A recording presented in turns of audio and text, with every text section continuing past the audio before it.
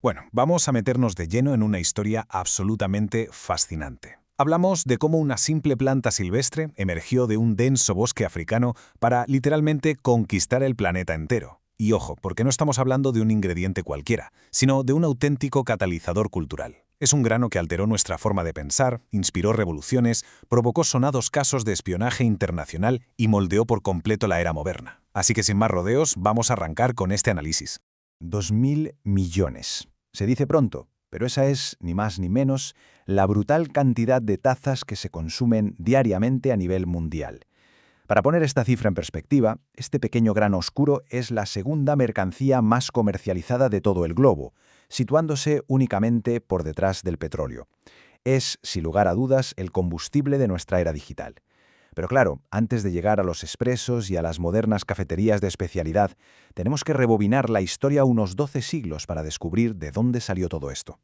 Empezamos, por tanto, con la primera etapa de nuestra exploración, el despertar del grano, un periodo que abarca desde el siglo IX hasta el XV. Para entender cómo empezó todo, tenemos que viajar mentalmente a las brumosas y verdes tierras altas de Etiopía, concretamente a la región de Cafa, allá por el siglo IX. La historia nos llega a través de una leyenda genial, la del pastor Kaldi. Resulta que un día, Kaldi notó que sus cabras saltaban llenas de energía, casi bailando, después de comer unas misteriosas bayas rojas silvestres. Intrigado, llevó estas bayas a un monasterio cercano, pero los monjes, asustadísimos y pensando que aquello era obra del diablo, las tiraron directamente al fuego. Y ahí fue cuando ocurrió la magia. En lugar de destruirse, las llamas liberaron por primera vez ese cautivador aroma de los granos tostados que todos conocemos, un accidente que iba a cambiar el mundo. Y así, de la leyenda, pasamos a la historia real cuando la baya cruzó el Mar Rojo y llegó al puerto de Moca, en Yemen. Aquí nació el kahwa. Esta infusión temprana fue adoptada oficialmente por los místicos sufíes, y lo hicieron con un propósito muy específico.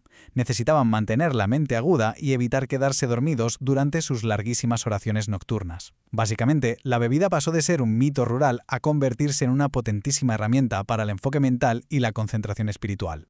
Esto nos abre la puerta a la siguiente época histórica, el vino del Islam, que nos sitúa entre los siglos XVI y XVII. La popularidad de la bebida explotó, se expandió rápidamente por la Meca, el Cairo, Damasco hasta llegar a las bulliciosas calles de Estambul, marcando un cambio social gigantesco. Pensemos en el contraste. En esa misma época, la Europa medieval se reunía en oscuras tabernas, lugares marcados por la neblina del alcohol y la evasión. Sin embargo, al otro lado, las llamadas kabeh-janés otomanas introdujeron un concepto totalmente revolucionario. Eran espacios luminosos, llenos de alfombras, música y juegos de mesa, donde la gente se juntaba con la mente completamente lúcida para entablar debates políticos y filosóficos. Es, en esencia, el nacimiento de la esfera pública moderna. Pero, claro, ¿qué ocurre cuando tienes a una población entera lúcida y con ganas de debatir sobre política? Pues que las autoridades se ponen de los nervios. Durante esta época hubo muchísima fricción política. Sultanes y líderes religiosos intentaron prohibir la bebida una y otra vez, argumentando que incitaba a la rebelión y a la subversión contra el gobierno. Sin embargo, el amor por esta infusión era ya tan profundo que cada intento de prohibición fracasaba estrepitosamente, siendo devorado por la aparición de un imparable mercado negro. Damos un salto en el tiempo hacia nuestra tercera sección, combustible de la Ilustración, centrada en los siglos XVII y XVIII. Llegados a este punto, la demanda internacional era una auténtica locura. Los comerciantes árabes sabían perfectamente el enorme valor de lo que tenían entre manos y trataron de mantener un monopolio estricto. Su táctica: hervían cada grano antes de exportarlo para asegurar que nadie más pudiera plantarlo. Lo que siguió a esto fue una verdadera era de espionaje botánico de película. Hubo acciones muy audaces, como la de Baba Budán, que logró contrabandear 7 semillas fértiles escondidas literalmente dentro de su barba para llevarlas a la India, o las operaciones encubiertas de los holandeses, que consiguieron robar plantas vivas para cultivarlas en Indonesia. A base de puro contrabando, el monopolio global se rompió. Y cuando esas semillas finalmente echaron raíces en Europa occidental, el impacto fue un verdadero terremoto. La gente dejó de desayunar cerveza caliente y vino y abrazó con entusiasmo la cafeína, menos mal. En el Londres de los años 1600 aparecieron las famosas Penny Universities, donde por un solo penique cualquiera podía entrar a escuchar a mentes brillantes. Décadas más tarde, entre esas mismas mesas nacieron pilares del capitalismo como la aseguradora Lloyds o la mismísima Bolsa de Valores. Y si nos vamos al París de los años 1700, el Café Procop se convirtió en la sede de pensadores como Voltaire y Rousseau, que planeaban allí los ideales de la Ilustración. Literalmente, la bebida sacó a Europa de su neblina alcohólica medieval. Pasamos ahora a un territorio más complejo en nuestra cuarta sección, imperios coloniales y lado oscuro, adentrándonos en los siglos XVIII y XIX. Para entender cómo cruzó el Atlántico hacia el Nuevo Mundo, hay una microhistoria absolutamente increíble. Hablamos de un oficial francés llamado Gabriel de Clieu que se embarcó hacia el Caribe, hacia Martinica, en un viaje lleno de piratas y penurias. Llevaba con él una única planta viva y llegó a un extremo tal que compartió su propia ración de agua potable gota a gota para que el pequeño arbusto sobreviviera. Es alucinante pensar que de esa única planta en Martinica acabarían descendiendo millones de cafetos por toda América Latina. Ahora bien, nuestro análisis requiere que seamos completamente objetivos, y eso implica mirar las severas y trágicas consecuencias humanas que generó esta inmensa demanda global. El apetito insaciable de Europa y Estados Unidos necesitaba una enorme cantidad de mano de obra para sostener la expansión de las plantaciones. Esto se tradujo en una intensificación atroz de la esclavitud en lugares como Brasil y las islas del Caribe, además de una explotación masiva de las poblaciones indígenas en Centroamérica.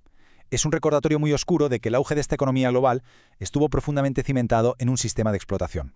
Al mismo tiempo, más al norte, la geopolítica estaba tomando un rumbo distinto. El famoso motín del té de Boston supuso un giro cultural sin precedentes.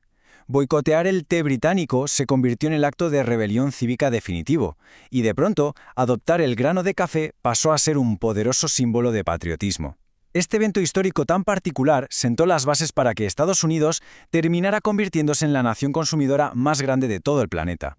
Y así llegamos a nuestra quinta y última sección, las tres olas modernas, desde el siglo XX hasta el día de hoy. La llegada de la industrialización global revolucionó nuestra relación diaria con esta bebida, dividiéndola en tres etapas, o olas, clarísimas. La primera ola, a principios del siglo XX, iba de pura masificación y conveniencia. Pensemos en los soldados de la Segunda Guerra Mundial sobreviviendo con raciones de café soluble. Luego vino la segunda ola, entre los años 70 y 90, que transformó el consumo en una experiencia social y un símbolo de estatus, impulsando el expreso y creando gigantes internacionales. Y finalmente, nos encontramos en la tercera ola. Aquí la precisión reina y se trata al grano como a un vino fino, poniendo el énfasis en el origen exacto, la ética del comercio justo y unos meticulosos métodos de filtrado manual. Después de repasar juntos 12 siglos de historia, la conclusión resulta asombrosa. Hemos visto cómo este grano fue contrabandeado en barcas, cómo encendió revoluciones filosóficas en París, cómo construyó imperios económicos enteros a un terrible coste humano y cómo evolucionó hasta convertirse en ese arte meticuloso de las cafeterías modernas. Es un viaje verdaderamente épico, impulsado por una simple valla silvestre, llevándonos a preguntarnos cómo logró convertirse en la absoluta columna vertebral de la economía global. Para concluir este recorrido, vale la pena reflexionar sobre una última idea. La próxima vez que hay una taza caliente sobre la mesa por la mañana, no pensemos solo en un rápido impulso de energía. Estamos sosteniendo la historia viva de la humanidad. Es el inmenso legado de místicos, piratas, pensadores ilustrados y agricultores incontables. Un recordatorio perfecto de que el grano que cambió el mundo sigue, indiscutiblemente, muy despierto.